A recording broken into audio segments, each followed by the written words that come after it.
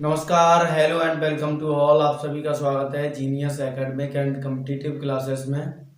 तो कैसे हो आप लोग? आई होप अच्छे होंगे। जैसा कि हमारी पिछली स्लाइड चल रही थी बायोलॉजी की, जिसमें हम तीसरे चैप्टर मानव जनन के बारे में चर्चा कर चुके हैं। यदि आपने वो वीडियो नहीं देखी है तो उस वीडियो को देख लें, जिससे आपको कंटेंट अच्छे तरीके से समझ में आ जाए। और आज का जो टॉपिक है, आज का हमारा जो टॉपिक है उसी चैप्टर से रिलेटेड आज के टॉपिक में हम मेल रिप्रोडक्टिव सिस्टम के बारे में, यानी कि नर जनन तंत्र के बारे में चर्चा करने वाले हैं, जिसमें हम नर जनन तंत्र में मानव नर जनन के जितने भी अंग होते हैं उनके बारे में चर्चा करेंगे।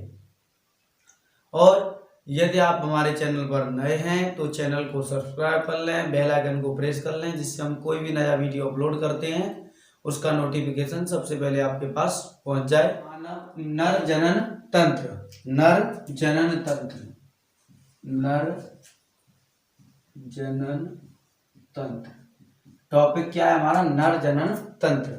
तो नर जनन तंत्र, जैसे आपको डायग्राम मैंने बना दिया, जैसे डायग्राम में आपको दिख रहा होगा कि नर जनन तंत्र में कौन कौन से भाग होते हैं। थोड़ा सा डिस्कस इसके बारे में कर ले रहे हैं, फिर हम इसके आगे के पार्ट के बारे में चर्चा करेंगे। तो जो ऊपर वाला जो पार्ट है, ये वाली जो लेयर है, उनको बोलते हैं मूत्र वाहिनियां। और ये आपका जो हिस्सा है वो होता है मूत्राशय।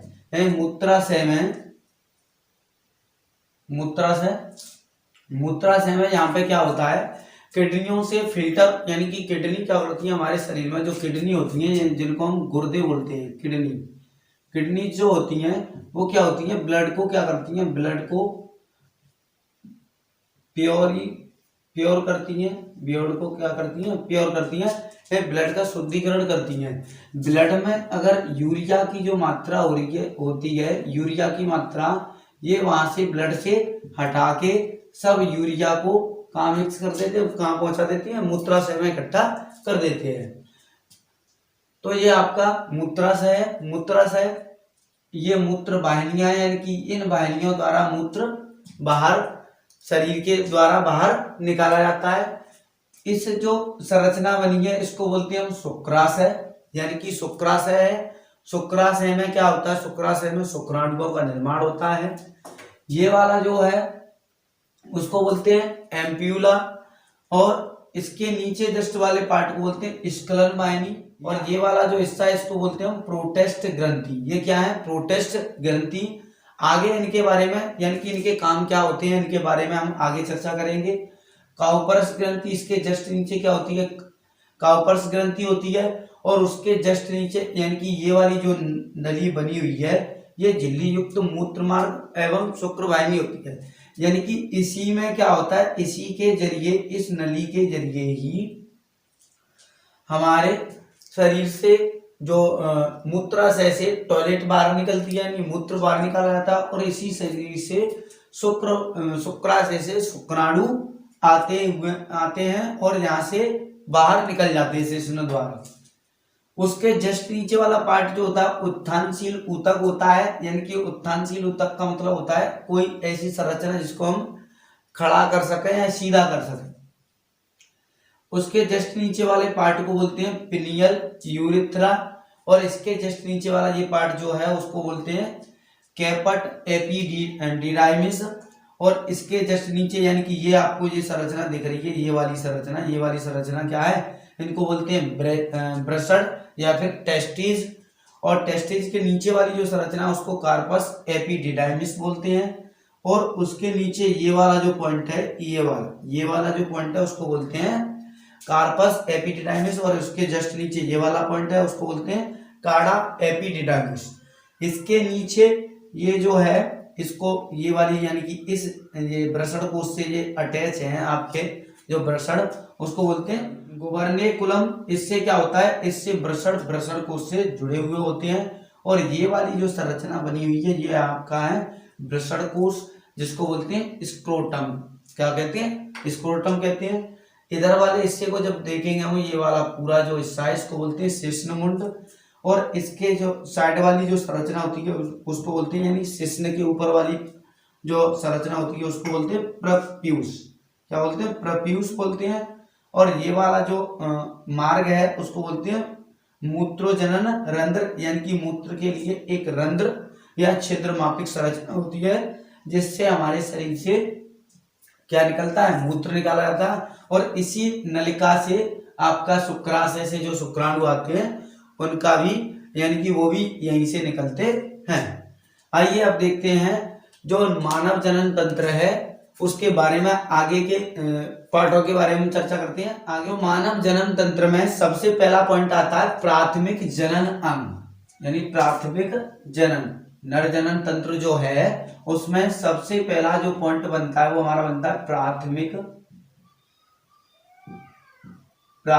जनन अंग। तो प्राथमिक जनन अंग है, सबसे पहले हम इसके बारे में चर्चा करेंगे, फिर उसके बाद सहायक जनन अंग होते हैं, सहायक जनन अंग के बारे में चर्चा करेंगे, और उसके बाद तीसरा आपका होता है सहायक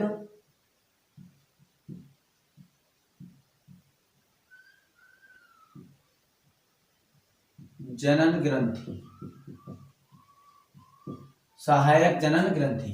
यानी कि नर जनन तंत्र में जो नर जनन तंत्र है वो 3 पार्टों में मिलकर बटा हुआ होता है। एक क्या होता है, पहला प्राथमिक जनन अंग, और दूसरा सहायक जनन अंग, और तीसरा है सहायक जनन ग्रंथि।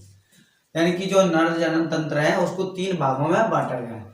अब जो हमारा प्राथमिक जनन अंग है, हम सबसे पहले उसके बारे में चर्चा करते हैं कि प्राथमिक जनन अंग क्या है। तो सबसे पहला पॉइंट है हमारा प्राथमिक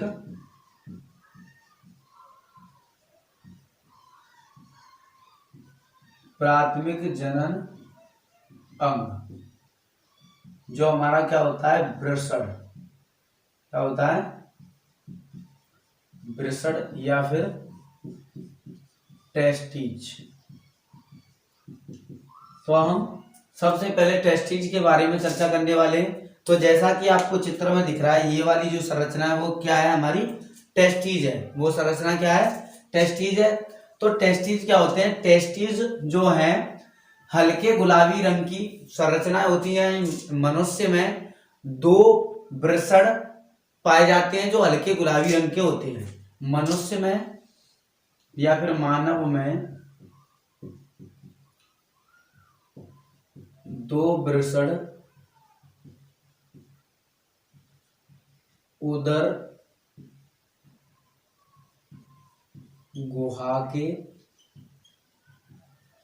बाहर पाए जाते हैं, उदर गुहा के बाहर पाए जाते हैं, जो हल्के गुलाबी रंग के होते हैं, गुलाबी रंग के होते हैं।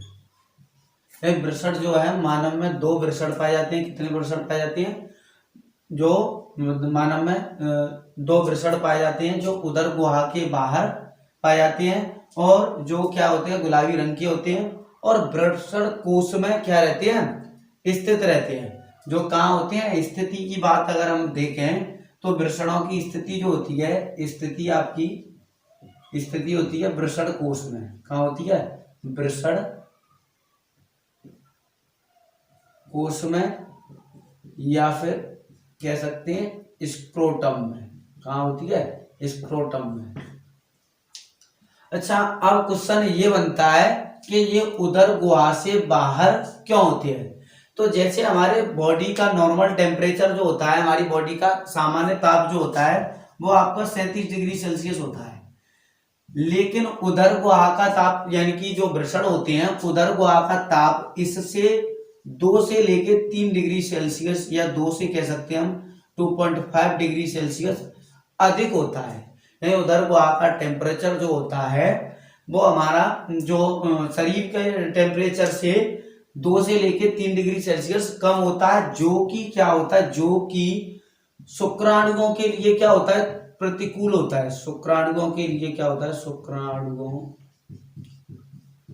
के लिए प्रतिकूल, जो क्या होता है शुक्राणुओं के लिए प्रतिकूल होता है, यानी कि इस टेम्परेचर में जो शुक्राणु हैं उनका परिपक्वन नहीं हो पाएगा, यानी कि वो अपना विकास नहीं कर पाएंगे। इसलिए ये वृषण जो हैं वो उदर गुहा से बाहर की ओर होते हैं।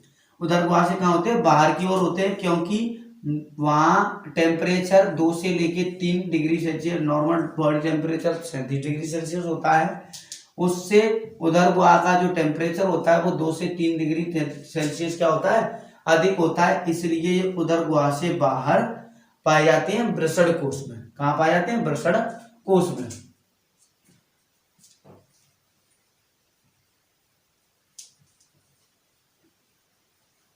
तो आपको ये पता चल गया कि वृषण कोश में, यानी कि वृषण कोश में, यानी कि जो वृषण हैं वो उदर गुहा से बाहर क्यों पाए जाते हैं? क्योंकि क्या होता है?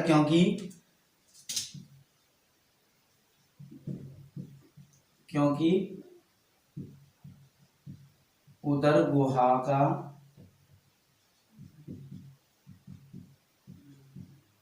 ताप सामान्य शरीर के ताप से,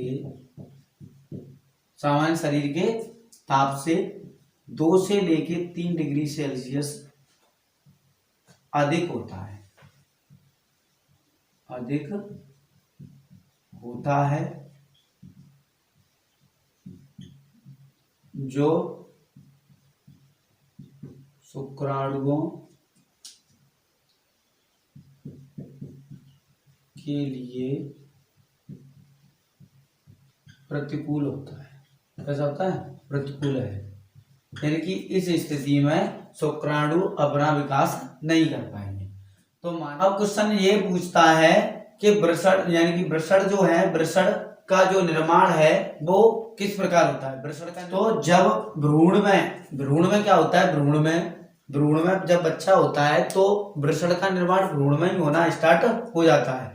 तो आपने जैसे देखा होगा, एक पॉइंट मुझे याद आ रहा है वो बता दूं मैं आपको। जैसे आपने देखा होगा, जैसे अल्ट्रासाउंड कराते हैं कुछ लोग, जैसे उन्हें जानना होता है कि हमारे लड़की उत्पन्न होगी या फिर लड़का उत्पन्न होगा, उसके लिए वो क्या कराते हैं? अल्ट्रासाउंड कराते हैं या फिर सोनोग्राफी कराते हैं। तो डॉक्टर कैसे बता देता है कि लड़की है भ्रूण के अंदर या लड़का है? तो जब वो संरचना होती है, तो जब वो भ्रूण का, मान के चलिए ये आपका इस तरीके की संरचना होती है, इस तरीके की, जगह बड़ा, इस तरीके की संरचना होती है। तो ये आपका जो एरिया होता है, ये आपका क्या है? मान लीजिए ये गर्भाशय है। ये क्या है? गर्भाशय है। गर्भाशय में क्या होता है? गर्भाशय में शिशु की, जो शिशु है वो विकास कर रहा है या शिशु का विकास हो रहा है उसमें, गर्भाशय में। जब हम अल्ट्रासाउंड कराते हैं तो उस डॉक्टर को पता कैसे चल जाता है कि भ्रूण में लड़का है या लड़की है?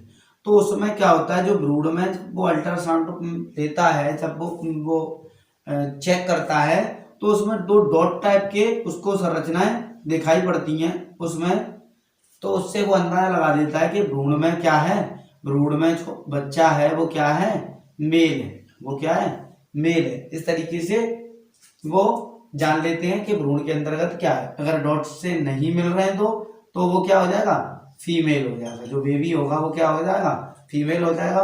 और जो डॉट सी संरचना अगर उसे मालूम पड़ रही है तो जो बेबी है वो क्या हो जाएगा? मेल हो जाएगा। इन पे आगे चर्चा करेंगे हम बाद में।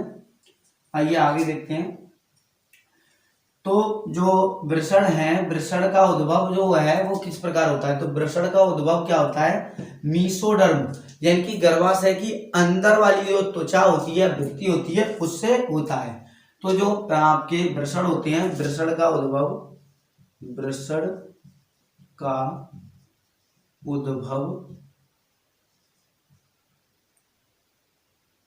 मीसोडर्म से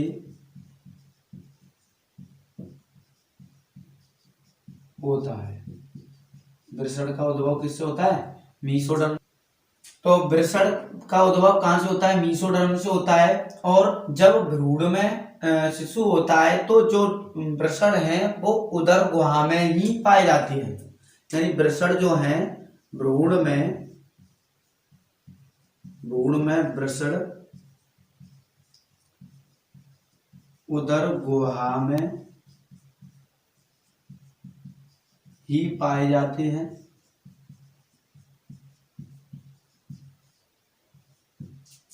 यानी भ्रूण में वृषण जो है उदर गुहा में ही पाए जाते हैं। भ्रूण में जो भ्रूण का जो विकास होता है, तो भ्रूण के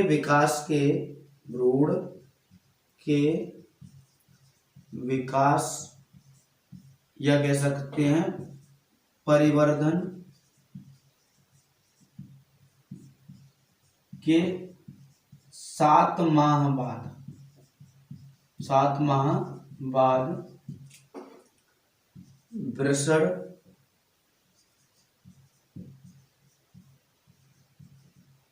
उदर गुहा से बाहर आ जाते हैं। यानी प्रारंभ में तो वृषण उदर गुहा में ही होते हैं, लेकिन भ्रूण के विकास के 7वें महीने बाद जो वृषण हैं वो उदर गुहा के बाहर आ जाते हैं। आइए और वृषण से क्या क्या क्वेश्चन बन सकते हैं उनको भी देखते हैं हम। कभी कभी वृषण कोश में नहीं उतर पाते हैं या वृषण कोश में नहीं पहुंच पाते हैं, तो इस स्थिति में क्या हो जाता है, इस स्थिति में एक रोग हो जाता है, या हम कह सकते हैं जब हमारी बॉडी का कोई काम प्रॉपरली काम नहीं करता है कोई भी अंग, तो कोई ना कोई रोग हो जाता है। तो जब कभी कभी वृषण जो है वृषण कोश में नहीं पहुंच पाते हैं, तो जब वृषण कोश में नहीं पहुंच पाते हैं तो उसे हम क्रिप्टोकिडिज्म कहते हैं। कभी कभी क्या होता है, कभी कभी वृषण कोश में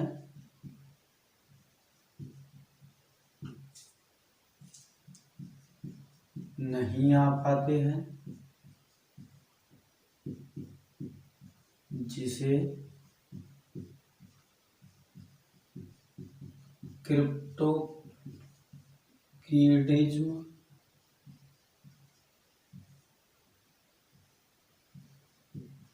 कहते हैं। यानी कि जब वृषण कोश में नहीं पहुंच पाएंगे तो क्या होगा, इनका टेम्परेचर हाई रहेगा, और इनका टेम्परेचर जब हाई रहेगा तो क्या उसमें शुक्राणु का परिपक्वन यानी कि विकास नहीं हो पाएगा। तो जिसके कारण क्या होता है, जिसके कारण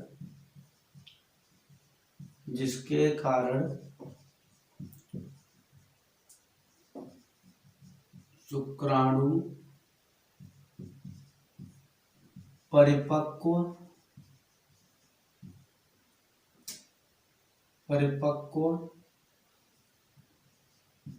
नहीं हो पाते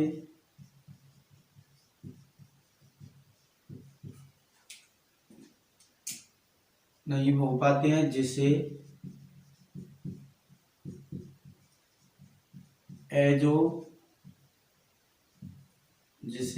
एंजियोस्पर्मिया कहते हैं।